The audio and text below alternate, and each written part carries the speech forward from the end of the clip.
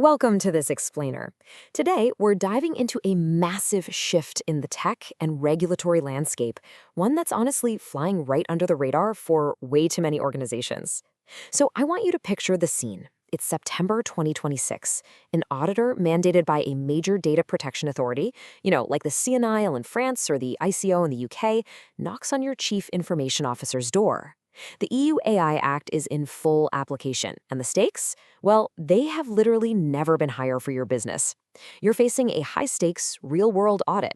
And then the auditor asks a deceptively simple question that is absolutely going to turn your entire compliance strategy upside down. Okay, let's dive into this. The auditor looks at your team and asks, can you prove to me that your AI system physically erased the personal data of your clients after every processing session? Your CIO naturally reaches for that massive binder sitting on their desk. And what's inside that binder? It's the usual suspects: your documented data purge policies, the signed data processing agreements with your large language model provider, maybe those pristine ISO 27001 certifications, and application logs clearly showing session closed. But the auditor just shakes their head. Handing them a binder full of policies and signed contracts? Yeah, that's simply no longer going to cut it under this new regulatory landscape. Which brings us to a really critical blind spot for both legal and technical teams. Section 1, the illusion of compliance, intent versus reality. You see, we often fundamentally confuse a declared intention to delete data with the actual execution of that deletion. We think we're safe because of our documented intention, our policies, our contracts. But the law, it requires proof of real execution. Under Article 12 of the EU AI Act, combined with GDPR Articles 5 and 32, the legal requirement completely shifts. It moves from a simple obligation of means, meaning, you tried your best and put standard processes in place, to a strict obligation of result. The law now demands automatic logging that traces the actual operation of the system. You have to prove definitively that the sensitive data has physically disappeared from the machine. So you might be wondering, why don't our standard everyday tools work for this? Let's systematically dismantle the myths of current compliance tools. Take the data processing agreement, or DPA. Sure, it proves a contract exists between you and the vendor, but what is missing? The physical memory wipe. What about ISO 27001? Look, it's a phenomenal standard, absolutely, but it certifies governance and management systems. None of its 93 controls cover the volatile memory state of a multi-tenant large language model. And application logs, they just track processes. They prove a command was sent and a session was closed. But again, what's missing? The physical memory wipe. None of these standard tools offer the forensic proof of volatile memory erasure that lawyers and regulators are actually going to demand. Think of it this way. Application logs are exactly like a store receipt. They prove a transaction occurred, sure, but they don't prove that you didn't steal the item. When a developer writes a coding command, like Python's del function to delete user data, it really only removes the pointer to that data. It does not actually zero out the physical bytes in the memory. Same thing in CUDA for GPUs. It just marks memory pages as available. The actual sensitive data, we're talking medical records, financial details, HR files, that stuff is left physically lingering right there in the server's RAM. And this is widely known across the industry. Let's move to Section 2. The recognized technical void, a regulatory gap. This isn't just some obscure technical quirk. It is a massive compliance blind spot, and it's recognized at the absolute highest regulatory levels. The European Data Protection Board, in their official April 2025 report, stated clearly, verification of effective erasure in LLM systems remains limited by the current state of technology. The regulators themselves are officially acknowledging this gap. This profoundly validates the immense challenge that legal teams and data protection officers are facing right now. The regulator knows this proof is incredibly difficult to produce, but, and here is the catch, they do not exempt you from providing it. The legal obligation to prove data erasure remains absolute, no exceptions. So how do we actually provide the proof the AI Act demands? That brings us to Section 3, the proof, Canary Protocol, irrefutable proof. The scanless Canary Protocol is essentially the missing link here.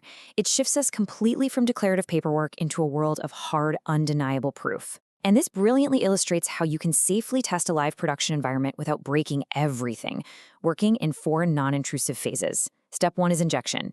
8 unique cryptographic canary tokens are injected into your system, and these represent different categories of GDPR data. Step 2 is the standard session. The large language model processes these tokens just like a real everyday user session. Step 3 is the declared purge. You close the session and trigger your standard deletion policy. And finally, step 4 is the forensic scan. A standard operating system memory dump is generated. It's totally safe. No agents are installed on your cluster, which completely preserves your system's integrity, while still scanning deep into the Python heap, the Linux page cache, and kernel buffers. The absolute most crucial point here is the highly specific binary outcome you get, either amnesia_confirmed or amnesia_failed. That's it. It tells you exactly whether those cryptographic canary tokens survived in the system's volatile memory or not. This finally cuts through all the ambiguity of compliance. No more guessing, no more relying on a developer's log that might just be a mirage.